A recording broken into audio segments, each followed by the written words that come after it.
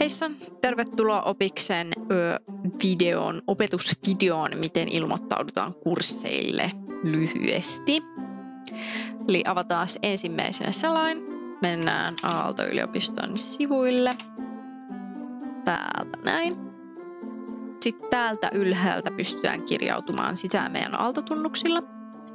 Ja mulle se tekee nyt sen automaattisesti, kun mä olen tässä kirjautunut sisään muutamaan kertaan.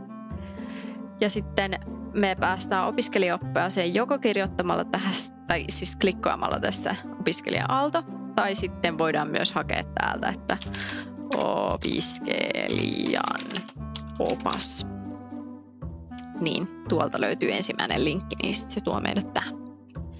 Sitten katsotaan tästä etusivulta ihan suoraan, että ohjelmat. Mennään sinne. Sitten etsi ohjelmia. Tää tänne, että arkkitehtuuri. Ja valitaan täältä arkkitehtuurin, maisema-arkkitehtuuri ja sisustusarkkitehtuurin kandidaattiohjelma. Mennään sinne. Ja sitten opetussuunnitelma. Valitaan täältä mallilukujärjestykset. Täältä näin. Ja sitten täältä me päästään käsiksi. Valitaan nyt, tässä on nämä kaikki 3, niin valitaan nyt tätä demoa varten tämä arkkitehtuurin mallilukujärjestys. Sieltä aukeaa tämmöinen hirveä paperi, mutta tästä te näette, että mitkä kaikki kurssit teidän pitää käydä.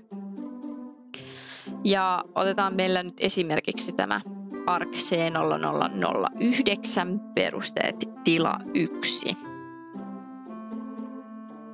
Sitten mennään Sisu Aalto ja sitten otetaan täältä tämä ensimmäinen linkki.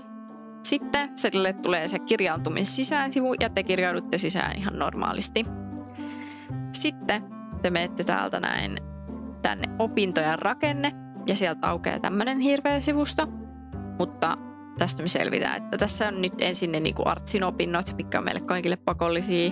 Sitten Aalto-kurssi, josta te tuutte kuulemaan myöhemmin, ja sitten on kieliopinnot.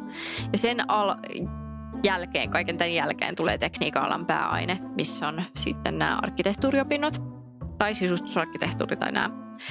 Ja heti ensimmäisenä me nähdään tässä, että ARC C009, perusteet tila 1 on tässä, niin painetaan tästä tämä auki. Ja teillä aukeaa tällainen, tässä lukee kaikki esitettä ja mitä tässä on, mutta tämmöistä hiipahapa. Niin sitten avaatte täältä, että suoritustavat. Ja sitten täältä te näette, milloin se luento tai tämä toteutus on käynnissä. Ja esimerkiksi, että kuinka monta opintopistettä ynnä muuta. Mutta tärkeintä täällä nyt on tämä valitse. Painetaan siitä. Ja sä voit mennä ilmoittautumiseen joko painamalla täällä ylhäällä tulevaa linkkiä. Mutta mun mielestä se on helpompi nähdä täältä, kun te painatte, että opintokalenteri. Niin täältä aukeaa tämmöinen kalenteri. Ja sitten kun te menette täältä näin siihen, missä tämä kurssi alkaa, niin se alkaa maanantaina.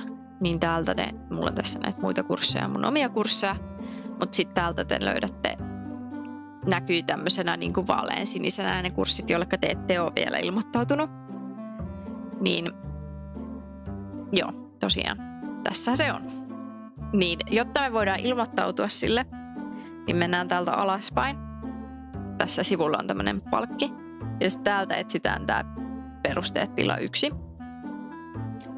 Ja sitten me valitaan täältä näin luennot. Mennään kaikille luennoille.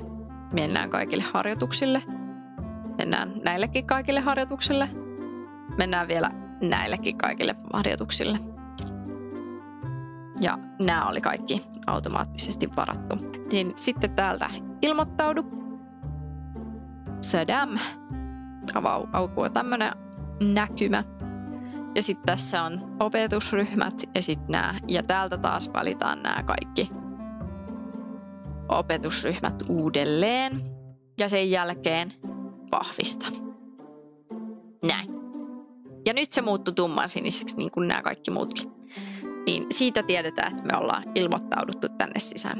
Eli näin sä ilmoittaudut kursseille sisussa. Sama tämmönen toimii sitten kaikille muillekin kursseille, että valitset sen tuolta opintojen rakenne ja sitten etsit sen täältä litaniasta, mitä täällä nyt on näitä kursseja. Ja sitten vaan ilmoittaudutaan sisään. Onnea alkavaan lukuvuoteen ja koittakaa selvitä tämän sisun kanssa. Peace out.